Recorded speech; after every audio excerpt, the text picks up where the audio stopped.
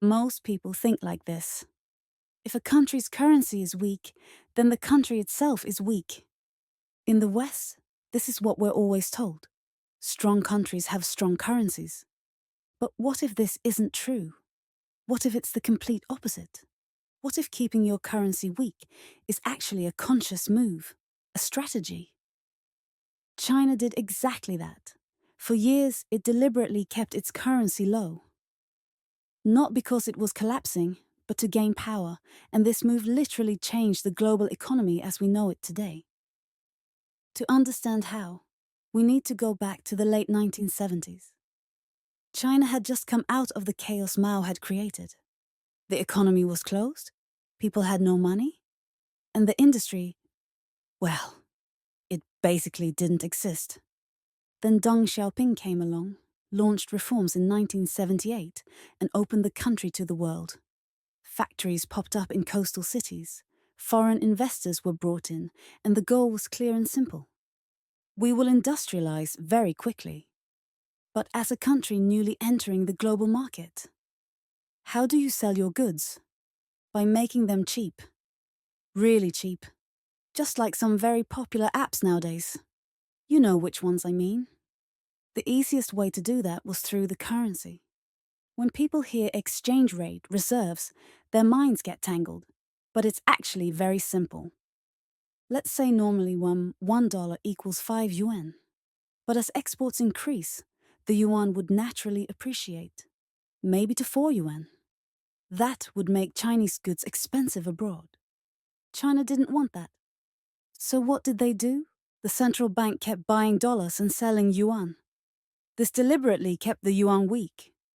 This intervention became so massive that by 2014, China's dollar reserves reached almost $4 trillion. The result?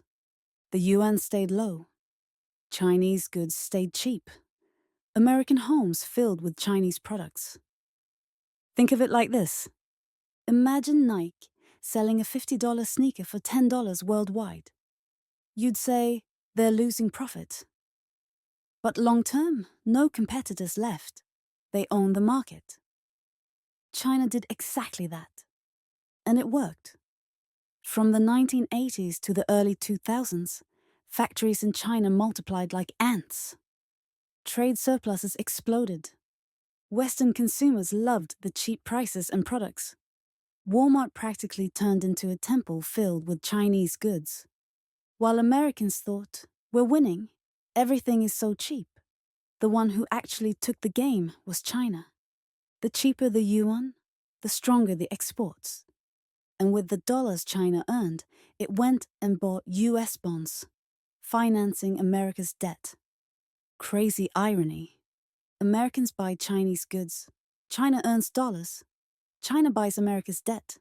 America becomes even more dependent on China. So a weak currency does not equal weakness. Turns out it's actually pretty powerful.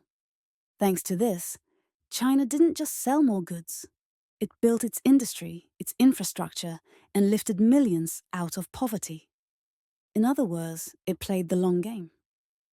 By the early 2000s, China had already become the world's factory.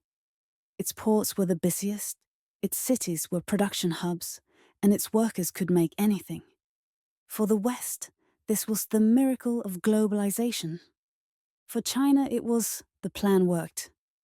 But of course, not everyone was happy. The US started shouting, "You're manipulating your currency." And to be fair, China was intervening on purpose. But it wasn't cheating, it was strategy. Cheap yuan, cheap Chinese goods. US factories shut down. Workers lose jobs. Short-term cheap prices, long-term industrial collapse. Meanwhile, China used the dollars it earned to buy US debt. So the US complained while also becoming dependent on China's money. The West said, strong currency is good. China said, what matters is the result. After 2005, China slowly allowed the yuan to appreciate, because it no longer needed to keep it so low. Everything was already set.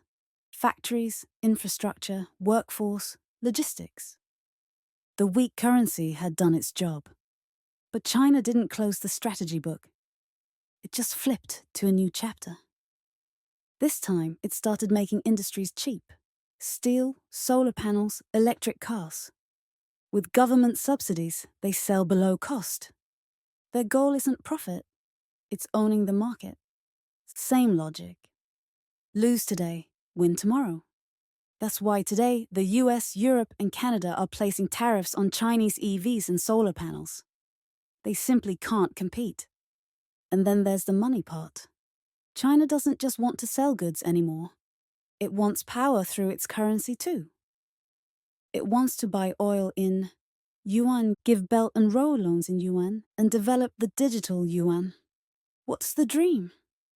Not following the dollar's rules, but creating its own rules. In the West, people say weak currency is bad. China built an empire with a weak currency. It chose power over prestige, and in the end, it won. The lesson is this: don't let the number on the currency board fool you. A weak currency isn't always weakness. Sometimes it's a very smart strategy. History shows the same pattern again and again. The Roman Empire, Spain, the US, China. They all used money as a tool, a weapon. Money is never just money. It's always part of a power game.